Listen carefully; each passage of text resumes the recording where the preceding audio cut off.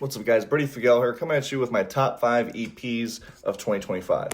I was going to try to do this video in short format, but I just had too much to say about these EPs to fit in a 3-minute window. So this will probably still be a shorter video, but I couldn't limit myself as far as what I had to say here. So here we go. Number 5, I got Currents, their EP All That Follows.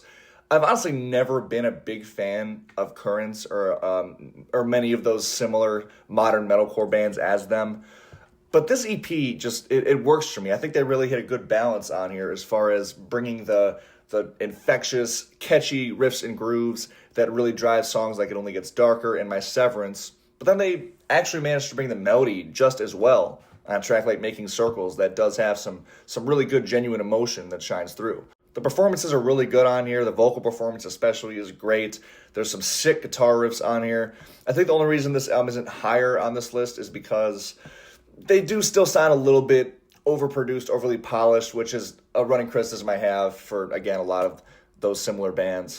But for the most part, Currents did a really good job on this record of keeping me optimistic, and I'll definitely be looking out for their next record and hoping for the best. It's always so satisfying when I listen to an album or an EP or whatever from a band that I don't normally like and I end up really liking it. That's a great feeling, and it doesn't happen often. Number 4, I'm giving to the band Gore, their EP If You Do Not Fear Me. I loved their last EP that dropped a couple years ago, and this one was just as good, if not better. It's kind of like what Dying Wish tried to do this year, and to me, failed at. But this EP, it has an excellent vocal performance. Maybe my favorite thing about it is the mood shifts. How well the band on these songs can pull off these drastic mood shifts. That's something that's very difficult to pull off. And when you listen to a track like the opener on here, Wrath, that has this almost beautiful angelic intro with those vocals, that just has such a seamless transition into those crushing heavy grooves, and the entire song is just this roller coaster ride from part to part. And the other 3 songs really follow suit. I was instantly drawn in from the lead single Sepsis, which has just an absolutely gorgeous chorus.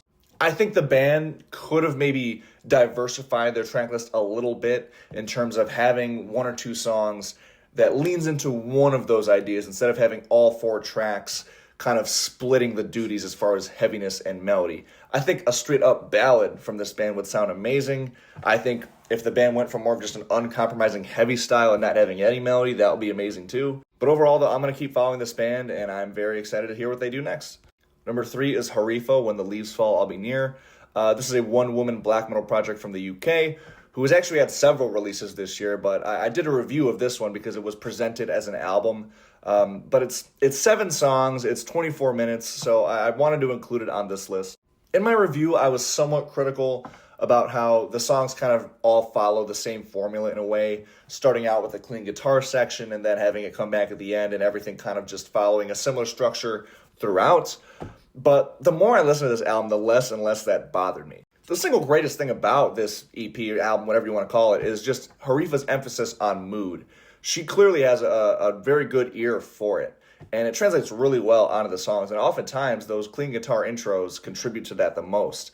They just sound absolutely chilling and cold, and they really do bring that eerie, ominous, dark vibe that I personally love in black metal. I think this is a great EP for anybody who is kind of trying to get into black metal as a genre. And out of all of her releases that came out this year, I think this was my favorite one. Number 2 is Trivium, their 3-song EP Struck Dead. Trivium is one of my absolute favorite metal bands, period. They were a quintessential gateway band as far as me getting into the genre.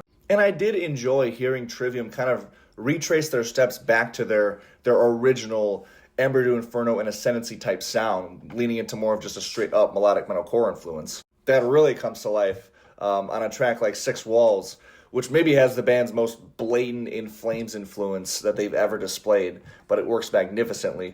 The harmonized acoustic guitars and the pedal tone riffs, and just everything going on in this song, they still managed to section out that bridge section for some of the most epic parts of the EP. The opener and lead single, Bury Me With My Screams, is a super dynamic song. I love Alex Bent's drum grooves, and not just that song, but also the title track, which pretty much sees him carrying most of that song, if I'm being honest.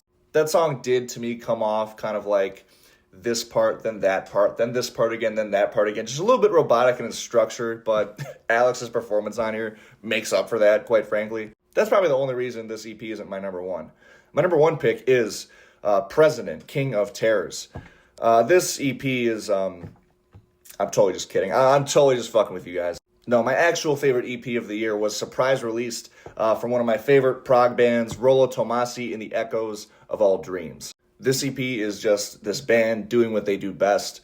If you've not listened to this band, please, for the life of you, give them a listen. They do such a good job of being so proggy and techy and off the wall, yet the songs are still memorable and jam-packed full of emotion. That's something that a lot of prog bands in particular struggle to do, and Rollo just does it so effortlessly on this EP. Definitely a very pleasant surprise for me this year. But yeah, that's all I have. Thank you guys so much for watching.